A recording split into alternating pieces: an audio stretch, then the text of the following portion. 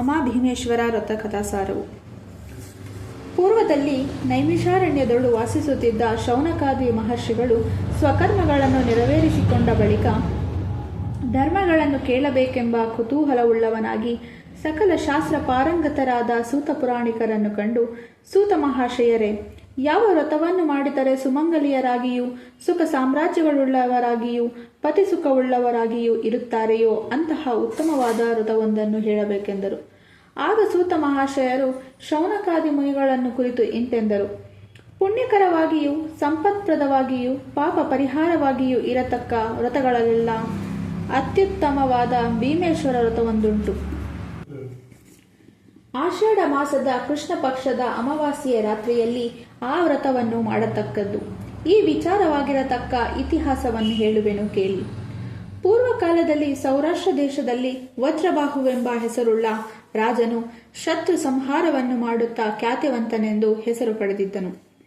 ಈ ರಾಜನಿಗೆ ಜಯಶೇಖರನೆಂಬ ಮಗನೊಬ್ಬನಿದ್ದನು. ಇವನು ಸೌಂದರ್ಯವಂತನೂ ಸರ್ವಲಕ್ಷಣ ಸಂಪನ್ನನೂ ಆಗಿದ್ದನು. ಆದರೆ ಈ ಕುಮಾರನು ವಿಧಿವಶದಿಂದ ಕಾಲಗತಿಯನ್ನು ಹೊಂದಿದನು. ವಜ್ರಬಾಹುವಿಗೆ ಪುತ್ರಶೋಕವು ಬಲವಾಯಿತು. ತನಗೂ ತನ್ನ ಪಿತೃಗಳಿಗೂ ತಿಲೋದಕವನ್ನು ಕೊಡುವವರು ಇಲ್ಲವಾಯಿತಲ್ಲ ಎಂದು ಸದಾ ಚಿಂತಿಸುತ್ತಿದ್ದನು. ಅನಂತರ ದೊರೆಯು ಹೀಗೆ ಆಲೋಚಿಸಿದನು: ಈ ಹೆಣಕ್ಕೆ ಯಾರು ಹೆಣ್ಣು ಕೊಡುತ್ತಾರೆಯೋ ಅಂತಹವರಿಗೆ ಕೋಟಿ ಧನವನ್ನು ಬಹುಮಾನವಾಗಿ ಕೊಡುತ್ತೇನೆಂದು ಊರಲ್ಲೆಲ್ಲ ಪ್ರಕಟಿಸಿದನು. ಅದೇ ಊರಿನಲ್ಲಿ ಸುಪ್ರಸಿದ್ಧನಾಗಿಯೂ ವೇದಾಂಗ ಪಾರಂಗತನಾಗಿಯೂ ಇದ್ದ ಮಾಧವ ಶರ್ಮನೆಂಬ ಬ್ರಾಹ್ಮಣನೊಬ್ಬನು ಈ ಸುದ್ದಿಯನ್ನು ಕೇಳಿದನು. ಇವನು ಬಹಳ ದರಿದ್ರನು, ಪತಿವ್ರತೆಯೂ ಗುಣಾಢ್ಯಳೂ ಆದ ಸುಶೀಲೆ ಎಂಬ ಹೆಸರುಳ್ಳ ತನ್ನ ಹೆಂಡತಿಯನ್ನು ಕುರಿತು ಹೇಳುತ್ತಾನೆ: ಸತಿಯೇ ಕೇಳು, ನಮಗೆ ಈಗ 5 ಹೆಣ್ಣು ಮಕ್ಕಳು, 9 ಮಂದಿ ಗಂಡು ಮಕ್ಕಳು ಇದ್ದಾರೆ. ನಾನು ಸಕಲ ವೇದಾಂಗ ಪಾರಂಗತನಾಗಿ ಸಕಲ ದೇವತಾರಾಧನೆಯನ್ನು ಮಾಡಿಕೊಂಡು ಉತ್ತಮೋತ್ತಮ ಎನಿಸಿಕೊಂಡಿದ್ದರೂ ಕೂಡ ದರಿದ್ರ ದೋಷದಿಂದ ಬಹಳ ಕಷ್ಟಪಡಬೇಕಾಗಿದೆ. ಇವರನ್ನು ನಾನು ಕಾಪಾಡಲಾರೆನು. ನಮ್ಮ ಕುವರಿಯರಲ್ಲಿ ಒಬ್ಬಳನ್ನು ಆ ಮೃತನಾದ ರಾಜಕುಮಾರನಿಗೆ ಕೊಟ್ಟು ಮದುವೆ ಮಾಡಿದರೆ ಬರತಕ್ಕ ಕೋಟಿ ಧನದಿಂದ ನಾವು ಸುಖವಾಗಿ ಜೀವಿಸಬಹುದು ಎಂದನು. ಈ ಮಾತನ್ನು ಕೇಳಿ ಅವನ ಸತಿಯು ಹೇಳುತ್ತಾಳೆ: ಪತಿಯೇ ಕೇಳು, ಲೋಕದಲ್ಲಿ ಜನರು ಕನ್ನಿಕೆಯನ್ನು ಕೊಟ್ಟು ಮದುವೆ ಮಾಡಬೇಕಾದರೆ ಬಹಳವಾಗಿ ಆಲೋಚಿಸಿ ಉತ್ತಮರಿಗೆ ಕೊಡುವುದು ಯುಕ್ತವಲ್ಲದೆ ನಪುಂಸಕನಿಗೂ ಕುಂಟನಿಗೂ ಕುರುಡನಿಗೂ ಮೂಗನಿಗೂ ಯಾರು ತಾನೇ ಕನ್ನಿಕೆಯನ್ನು ಕೊಡುತ್ತಾರೆ. ಹೀಗಿರುವಲ್ಲಿ ಮೃತನಾದವನಿಗೆ ಮಗಳನ್ನು ಕೊಡುವುದು ಯುಕ್ತವಲ್ಲ ಎಂದು ನುಡಿದಳು. ಈ ಮಾತಿಗೆ ಗಂಡನು ಕೋಪಾವೇಶದಿಂದ ಹೆಂಡತಿಯೊಡನೆ ಇಂತೆಂದನು: ಎಲೆ ದುಷ್ಟಾತ್ಮಳೆ, ನೀನು ಹೀಗೆ ಹೇಳಬಾರದು. ನಾನು ಈಗಲೇ ಇವನಿಗೆ ಕುವರಿಯನ್ನು ಕೊಟ್ಟು ಮದುವೆ ಮಾಡುವೆನು. ನಿನಗೆ ಒಬ್ಬ ಮಗಳು ಕಡಿಮೆಯಾದಳೆಂದು ಭಾವಿಸುವೆನು ಎಂದು ಹೇಳಿ ಆ ಬ್ರಾಹ್ಮಣನು ಹಣದಾಸೆಯಿಂದ ತನ್ನ ಮಗಳನ್ನು ಮೃತನಾದ ರಾಜಕುಮಾರನಿಗೆ ಕೊಟ್ಟು ವಿವಾಹವನ್ನು ಮಾಡಿದನು. ರಾಜನ ಇಷ್ಟಾರ್ಥವು ನೆರವೇರಿತು. ನಂತರ ಅರಸರು ರಾಜದೂತರನ್ನು ಕರೆದು ಶವವನ್ನು ವಿಮಾನದ ಮೇಲಿರಿಸಿ ಸ್ಮಶಾನಕ್ಕೆ ಸಾಗಿಸಿದರು. ಅಲ್ಲಿ ಚಿತೆಯೊಂದನ್ನು ಏರ್ಪಡಿಸಿ ಅದರ ಮೇಲೆ ಸತ್ತ ಕುವರನನ್ನಿರಿಸಿ ತನ್ನ ಸೊಸೆಯನ್ನು ಕರೆದು ಬೆಂಕಿಯನ್ನಿಡುವಂತೆ ಹೇಳಿದನು. ಆಕೆಯಾದರೂ ಮಂಗಳ ದ್ರವ್ಯಾದಿಗಳಿಂದಲೂ ಸಕಲಾಭರಣಗಳಿಂದಲೂ ಅಲಂಕೃತಳಾಗಿ ಶುಚಿಭೂತಳಾಗಿ ಪರಮಾತ್ಮನನ್ನು ಮನಸ್ಸಿನಲ್ಲಿ ಧ್ಯಾನಿಸಿ ಶಾಂತ ಮನಸ್ಕಳಾಗಿ ಅಗ್ನಿ ಪ್ರತಿಷ್ಠೆಯನ್ನು ಮಾಡಿದಳು. ಆ ಕೂಡಲೇ ಅಕಸ್ಮಾತಾಗಿ ಮಳೆಯು ಬಂದು ಬೆಂಕಿ ಹಾರಿಹೋಯಿತು. ಸೂರ್ಯನು ಮುಳುಗಿದನು. ನೀರಿನ ಪ್ರವಾಹಗಳು ಬಲವಾದವು. ಗಾಢಾಂಧಕಾರವು ಆವರಿಸಿತು. ಅನಂತರ ಅಲ್ಲಿ ನೆರೆದಿದ್ದ ರಾಜನು ರಾಜಭಟರು ತಮ್ಮ ತಮ್ಮ ಮನೆಗಳಿಗೆ ಹಿಂದಿರುಗಿದರು. ಆಗ ನಡುರಾತ್ರಿ ಸಮಯವಾಗಿತ್ತು. ನಿರ್ಜನ ಪ್ರದೇಶವಾಗಿದ್ದ ಆ ಸ್ಮಶಾನದ ಬಳಿಯಲ್ಲಿ ಆಲ ಮತ್ತು ಅರಳಿ ಮರಗಳ ಪೊಟರೆಗಳಲ್ಲಿದ್ದ ಪಕ್ಷಿಗಳು ಧ್ವನಿ ಮಾಡಲಾರಂಭಿಸಿದವು. ಗೂಗೆಗಳ ಶಬ್ದವು, ಘಾತಕ ಮೃಗಗಳ ಘೀಂಕಾರ ಧ್ವನಿಯು ಬಲವಾದವು.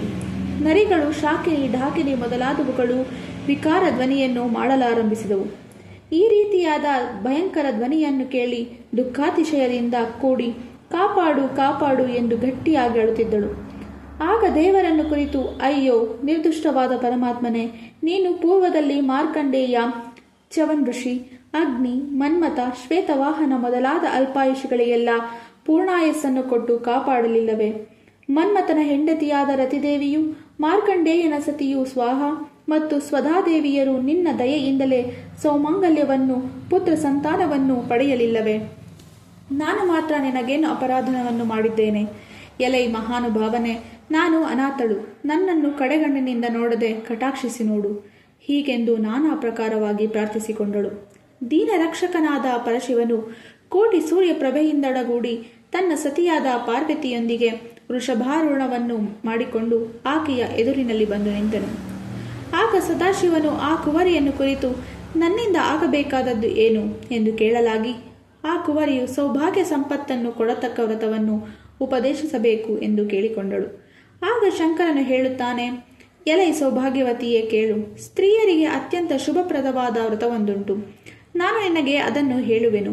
ಆಷಾಢ ಮಾಸದಲ್ಲಿ ಕೃಷ್ಣ ಪಕ್ಷದ ಅಮಾವಾಸ್ಯೆಯ ದಿನದಲ್ಲಿ ಮಂಗಳ ಸ್ನಾನ ಮಾಡಿ ಭಕ್ತಿ ಭಾವದಿಂದ ಕೂಡಿ ಪೂಜಾ ಸ್ಥಳವನ್ನು ಶುದ್ಧಿ ಮಾಡಿ ರಂಗವಲ್ಯಾದಿಗಳಿಂದ ಅಲಂಕರಿಸಬೇಕು. ಅಲ್ಲಿ ಒಂದು ದೀಪಸ್ತಂಭವನ್ನು ಇಡಬೇಕು. ಅದರಲ್ಲಿ ನನ್ನನ್ನು ಮಂತ್ರಪೂರ್ವಕವಾಗಿ ಆಹ್ವಾನೆಯನ್ನು ಮಾಡಬೇಕು. ಪಂಚವರ್ಣದ ರಂಗವಲ್ಲಿಯನ್ನಿಟ್ಟು ಶುದ್ಧವಾದ ಅಕ್ಕಿ ರಾಶಿಯನ್ನು ಹಾಕಿ ಅದರ ಮೇಲೆ ತುಪ್ಪದಿಂದ ಉರಿಯುವ ದೀಪಸ್ತಂಭವನ್ನು ಇರಿಸಿ ಇದರಲ್ಲಿ ನನ್ನನ್ನು ಆವಾಹನೆಯನ್ನು ಮಾಡಬೇಕು. ಅಂತಹ ದೀಪಸ್ತಂಭದಲ್ಲಿ ಅಷ್ಟಮೂರ್ತಿಗಳ ಭೇದದಿಂದಲೂ ಭವಾದಿಯಾದ ಮೂರ್ತಿಗಳ ಭೇದದಿಂದಲೂ ನಾನು ಇರುತ್ತೇನೆ. ಈ ಸಕಲವಾದ ಮೂರ್ತಿ ಭೇದಗಳಲ್ಲಿ ಅತ್ಯಂತ ಇಷ್ಟವಾದ ಸ್ನೇಹಿತನು ಚಂದ್ರನು ಒಬ್ಬನು. ಜ್ಯೋತಿರ್ಮಯನಾದ ನನಗೆ ಪರಮೇಶ್ವರನೆಂದು ಹೆಸರು. ಈ ದೀಪಸ್ತಂಭವು ನಾನೆಂದು, ಜ್ಯೋತಿ ಸ್ವರೂಪವೇ ಚಂದ್ರನೆಂದು, ನನ್ನನ್ನು ಮಹಾಲಿಂಗ ಸ್ವರೂಪನೆಂದು ತಿಳಿದು ಭಯಭಕ್ತಿಯಿಂದ ಆರಾಧನೆ ಮಾಡೆಂದು ಹೇಳಿ ಅನಂತರ ಪೂಜಾ ಕ್ರಮವನ್ನು ಹೇಳಲು ಉಪಕ್ರಮಿಸಿದನು. ಈ ವ್ರತವನ್ನು ಮಾಡತಕ್ಕವರು ಮೊದಲನೆಯ ವರ್ಷ 100, ಎರಡನೆಯ ವರ್ಷ 200, ಹೀಗೆಯೇ 9 ವರ್ಷಗಳವರೆಗೆ ವೃತ್ತಿ ಕ್ರಮದಿಂದ ಕಡುಬನ್ನು ಮಾಡಿ ನೈವೇದ್ಯವನ್ನು ಮಾಡಬೇಕು. ಅಕ್ಕಿಯ ಹಿಟ್ಟಿನಿಂದಲೂ ಮಾಡಬಹುದು. ಗಂಧ ಪುಷ್ಪ ಧೂಪಗಳಿಂದ ನನ್ನನ್ನು ಪೂಜಿಸಿ ನೈವೇದ್ಯವನ್ನು ಮಾಡಿದ ನಂತರ ಮೊದಲನೆಯ ವರ್ಷ 10, ಎರಡನೆಯ ವರ್ಷ 20, ಇದರಂತೆ 9 ವರ್ಷಗಳ ಪರ್ಯಂತರವು ಹೆಚ್ಚಿಸುತ್ತಾ ಬ್ರಾಹ್ಮಣರಿಗೆ ದಾನ ನೀಡಬೇಕು. ನೀನು ಭಕ್ತಿಯಿಂದ ಈ ರೀತಿ ಮಾಡಿದರೆ ನಿನ್ನ ಪತಿಯು ನಿದ್ರೆಯಿಂದ ಎದ್ದವನಂತೆ ಮೇಲಕ್ಕೇಳುವನು. ಇದರಲ್ಲಿ ಯಾವ ಸಂಶಯವೂ ಇಲ್ಲವೆಂದು ಹೇಳಿ ಮಾಯವಾದನು. ಬಳಿಕ ಆಕೆಯು ಅಲ್ಲಿ ಮಣ್ಣಿನ ದೀಪಸ್ತಂಭವನ್ನು ಮಾಡಿ ಸಮೀಪದಲ್ಲಿದ್ದ ಆಲದೆಲೆಗಳನ್ನು ವಿಳೆದೆಲೆಯನ್ನಾಗಿ ಅದರ ಕಾಯಿಗಳನ್ನು ಅಡಕೆಯಾಗಿಯೂ ಮಾಡಿಕೊಂಡು ಅಲ್ಲಿದ್ದ ಗರಿಕೆಯ ಹುಲ್ಲನ್ನು ಹೂಗಳಂತೆ ಭಾವಿಸಿಕೊಂಡು ಮಣ್ಣಿನಿಂದಲೇ ಕಡುಬುಗಳನ್ನು ಮಾಡಿ ಧೂಪ ದೀಪಾದಿಗಳನ್ನು ಮನಸ್ಸಿನಲ್ಲಿಯೇ ಸ್ಮರಿಸಿ ಭಕ್ತಿಯುತೆಯಾಗಿ ಪೂಜೆಯನ್ನು ಮಾಡಿದಳು. ಈ ಪೂಜೆಯ ಮಹಿಮೆಯಿಂದ ದೇವರು ಅನುಗ್ರಹಿಸಲಾಗಿ ಉತ್ತಮವಾದ ಮನೆಯು, ಅದಕ್ಕೆ ಬಂಗಾರದ ಗೋಡೆಗಳು, ರತ್ನದ ಕಂಬಗಳು ನಿರ್ಮಿತವಾದವು. ಮೂಲೆ ಮೂಲೆಗಳಲ್ಲಿಯೂ ನವರತ್ನಗಳ ರಾಶಿ ರಾಶಿಯಾಗಿ ಬಿದ್ದಿದ್ದವು. ಚಿತೆಯು ರತ್ನದ ಮಂಚದಂತೆ ಹೊಳೆಯುತ್ತಿತ್ತು. ಗಂಡನು ನಮಸ್ಕಾರವನ್ನು ಮಾಡುತ್ತಿದ್ದಾನೇನೋ ಎಂಬಂತೆ ಹೊಳೆಯುತ್ತಿದ್ದನು. ಚತುರಂಗ ಬಲವು ಅಲ್ಲಿ ನಿಂತಿತ್ತು.